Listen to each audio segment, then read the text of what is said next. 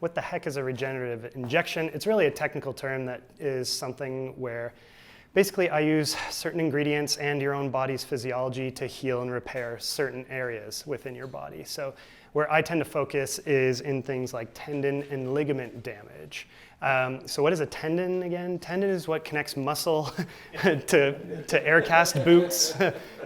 So it connects muscle to bone, and then ligament connects bone to bone. So the challenge with those kinds of tissues is that they don't have very good circulation. So to get blood to the area, to heal, to repair those, you need good circulation.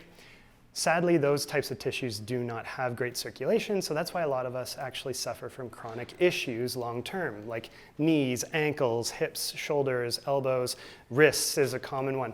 So the premise with these injections is really we're triggering a healing response in your body at the physical location. So there's usually kind of two general approaches I take to this depending on what you're looking to do. We can do something called PRP, which is platelet-rich plasma. And the premise of that is I actually take blood from your body and I separate it into different components within the blood. So we're really looking for the platelets and the growth factors there. And what I do is once we've separated those, I then inject those directly into the tissue of concern. So I do a lot of knees, so I might refer to the knee a lot in these conversations. So, you know, you've got an issue with one of the ligaments in and around your knee. We would take some blood from your arm, we go ahead, we spin it, all of which is incredibly sterile. It's all contained within the machine itself. It's pretty cool. It really does a lot of the work for me, which is great because it's so specific. We can actually change the percentages of different components, blah, blah, blah. That's technical, but long story short, I can get higher or lower reactions depending on the type of body part that I'm working on. So we take these growth factors. Why do we care about this? Well, this is how we actually stimulate the healing response. Because as I mentioned, those tendons, those ligaments, those different meniscal pieces, just tissue in general, poor blood flow, poor circulation. So in order for us to upregulate the speed at which you can heal and recover, I take a laser focus with that, and that's the injection piece. So we do these injections depending on where you're looking to do them, and within usually 2 to 3 weeks, we start to see dramatic improvements. So that's the gist of PRP, or platelet-rich plasma. That's where I take your blood, separate it into different components, and put the healing and growth factors locally back into the specific area of concern. The other one that we offer in these situations is something called Prolotherapy, which is short form for proliferation therapy. Same overall premise, we're triggering your body to create an immune response to heal and repair the tissue of concern. The major difference is the ingredients. So instead of taking your blood and separating it into the growth factors, we actually use 3 simple ingredients: B12, procaine, which is an analgesic, makes pain go away, and dextrose, which is just a sugar. So with that, how the heck are you going to trigger anything with some sugar and some pain meds? Well, it's interesting. So basically what this does is if there's an area of pain or discomfort, the procaine helps kind of decrease the pain in real time. The other good thing with this is that in chronic pain, nerves are firing constantly, saying, my knee hurts, my elbow hurts, my back hurts, my hip hurts. It's constantly saying, I'm injured, I'm sore, etc. It's sending these pain signals. When we inject the procaine locally into that area, it's kind of like if anyone's ever had a computer issue and you reboot your computer, all of a sudden it just seems to work more effectively.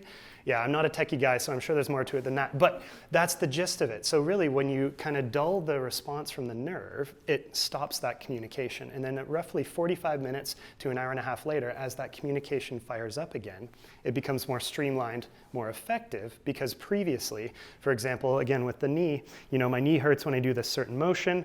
We reset that nerve, and it's been firing for so long, so consistently, that it's actually causing this chronic pain. But when we reset that response is usually dramatically lower. So for example, if it's a 6 out of 10 that you're in of pain consistently, we're usually like a 3. The other thing that we see in that situation is the feedback of the muscles around, and I see this mostly in the shoulder. So when I do my shoulder injections, certain movements that people can do are pretty weak because they're in pain. So you just don't have a lot of strength because your body doesn't want to move in those directions. When we reset those nerves, I can almost guarantee's a strong word, I can heavily bet that we will improve your muscle strength by the end of that treatment, which is pretty incredible to see. You know, people who can't put their arms behind their backs, people who can't put their arms above their shoulder, right? After these injections, they're able to do it. I'm able to have them squeeze my hand with tremendous grip strength post. And again, it just really boils down to just resetting that nerve to remind the body that it's actually not as injured as it thinks, but it's in that cyclical loop in and around the nerve. And last but not least, the dextrose. So what does dextrose do? That's sugar. The sugar is basically what's called an adjuvant, or something that triggers an immune response. So if I were to inject sugar anywhere in your body would be like, whoa, wait a sec. Sugar's not supposed to be here. Why is this here? Your immune system shows up locally to where that sugar is, and that's what fires and triggers this healing response. So at the end of the day, both of these techniques are really at just triggering immune responses and tricking your body into thinking there's a local concern where it wasn't paying attention before, which brings in more blood flow, more vascular formation, et cetera. So really that's all it boils down to. So with that dextrose piece, that's an option, and then the PRP, which is where we take your blood and growth factors. Those are the two main areas that we use. In my experience, I find that those have dramatic improvements for day-to-day function. Usually I'll have people back into their physical activity routines within 2 months maximum. I just find the response is absolutely incredible. And again, we kind of tailor the timeline, et cetera, depending on what's going on for you. But the reason I get so stoked on this is because in naturopathic medicine, there's not a lot of shortcuts we're allowed to take or able to take with respect to diet and lifestyle, vitamins, nutrients, et cetera. They help, but nothing is this rapid.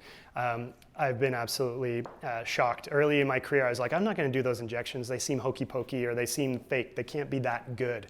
And it wasn't until I actually dove in and started to learn about it and see the responses from patients in real time, I was like, oh crap, I've missed the boat. So I'm back on the boat, or I'm on the boat now? I don't know. I'm paddling, and it's great. And the response has been absolutely uncanny. I wouldn't change this for anything, to the point where I talk about it too much, even not at work.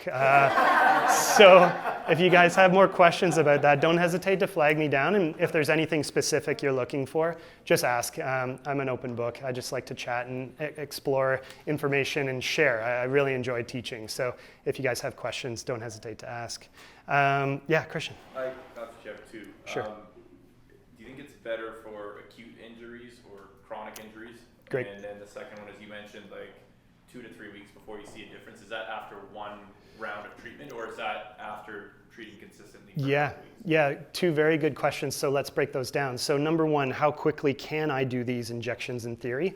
Usually I give people time for that initial swelling to come down. So that's so subjective for the individual. So for some, it's, I tweaked my wrist and it's tender, it's swollen, it's sore, but the next week I'm golfing again. Great, we could start treating right away. I tweaked something in my knee, but it's been swollen for 3 weeks. Well, we still want to wait for that initial swelling because that's your immune system doing its job, right? So I don't necessarily need to trigger that immune response moving forward until that has started to subside, because that's when the remodeling has happened and kind of more of the cartilage is setting in to stabilize things. Your second question was timelines, et cetera. And yeah, you said you see a big improvement. Is it one or multiple? Sure. Or you need multiple treatments and you kind of start to see it? Yeah, so depending on the approach that we take, if we're doing PRP versus prolotherapy, they're different sort of windows and frequency of visits. So PRP is usually I do 1 a month, anywhere from 3 to 6 treatments. Again, my measurement tool is really your outcomes. So if your outcomes are like, wow, Landon, after 1 treatment, my knee's feeling great, awesome, nice to see you, catch you later. If it's, it's really improving, but I don't feel like I'm there, then we're gonna give it, 2 to 3 more sessions. So PRP I do monthly, and the reason being is because I take those growth factors, they're so strong, they're so powerful that I don't need to do them more frequently because it would overstimulate the system, and we don't need to do that. Whereas with prolotherapy, I usually do that every 2 weeks because we're relying on your immune system to show up to do the healing. We're just kind of gently aggravating the immune system to show up and do its job. So there are 2 different approaches. PRP is one major sort of approach initially, but we wait monthly because doing it any more frequently would be unnecessary. Prolo, we do kind of every couple of weeks. Again, depending on your outcomes, we kind of adjust the timelines. But really, I never know truly how many of these treatments will be required for the individual. It just depends on how they bounce back. The better you treat the better you treat yourself before you come in and do the blood draw for this therapy, oh my gosh, exponentially better healing outcomes. Because that blood is what I'm taking to create this response. So if you've been out boozing or been at Dusty's all day, I'm telling you that quality of treatment, my quality's good, but I can't speak to the ingredients. So looking after yourself leading up to these injections and during, I get it, we're not all robots, but the better you take care of yourself through that process, infinitely better. In concert with movements with like Joe, our chiro, Warren, our osteopath, Jenna, our RMT, like all these people who do body work, any of our acupuncturists, the outcomes are so much better than if it's just doing injection and sitting around. Because the other thing is we want to stimulate blood flow, right? So doing all these movement activities with all the practitioners, whomever you work with, is so important. And movement is key. If you're just going to be idle the whole time, you'll do better, but that movement is so important to increase the blood flow to the area of injury. That's crucial, actually. Yeah, the outcomes are extremely different with that type of demographic. Yeah, thanks. Any other sort of questions, anybody? It's pretty straightforward, but ask away. Yeah. You just mentioned tendons. Yeah. Tore my Achilles tendon about 2 Okay. weeks ago. Yep. So in these situations, I tend to lean towards PRP. Okay. And the reason being is all the studies around prolotherapy and Achilles repair, that union doesn't seem to do well in the realm of prolotherapy. And I've tried with some patients and we didn't have the outcomes we were looking for, whereas with PRP, infinitely better. Most of the research actually in PRP studies are geared around Achilles tendinopathies. Yeah. Yeah. Is that stuff covered on the extended medical one? It is. It'll be covered under naturopathic services, and depending on what your plan looks like. Yeah. Yeah, good one. Yeah, Shannon. Does it do anything if you have like low cartilage in the kneecap? So depending on between the kneecap and the knee, or on the inside of the knee or the outside of the knee kind of thing. Inside, I think? Like within the knee or between the kneecap and the. Good question. PRP tends to work better in those kind of situations, the cushiony bits. Yeah. If it was a ligament thing, Prolo would work, but usually when it's more of that sort of the cushioning in the meniscus and those kind of things, PRP always works better. Prolo, I've seen very mixed results with kind of meniscal and cushioning cartilaginous tissue. PRP always works better, but ligament and tendon, Prolo works really well. Yeah, so in that situation, I'd lean more towards PRP for your outcomes that you're looking for. Yeah, good one. Any other questions, folks? I would like to, if that works also with an old injury. Oh yeah, so at the end of the day, all I'm trying to do is stimulate your body's ability to heal and repair. So it could be a couple weeks old, it could be years old. I've treated the entire spectrum. And again, really at the end of the day, I'm just trying to trigger that immune response in your system to heal and recover those issues. Because there's lots of people that walk or waddle in the door and they need help with something that has been nagging them for years. Some people it's weeks, some it's months, never know. But yes, chronic injuries, it works really well with chronic as well. Because again, we're just triggering that immune response to heal and repair the area of concern. Yeah, good question, yeah. Any other questions, crew? Any other? Something like that, would that be better pre-surgery or post-surgery? So if it's something like you're ruptured completely and we're trying to reunite, I'd do it after. Because doing it before wouldn't change the fact that they're going to try and reunite it medically anyways, or surgically, sorry. So if it's a complete rupture, no amount of injections are going to cause these things to come back together. Unless there's a percentage still touching, but if it's a complete tear, I could poke you with all the fluids and liquids and things. Well, if you're currently going to go do surgery, I would wait till after surgery. Yeah, get that done because you're going to have to heal and repair from that situation regardless. Yeah, good one. Okay, thanks guys. Thank you.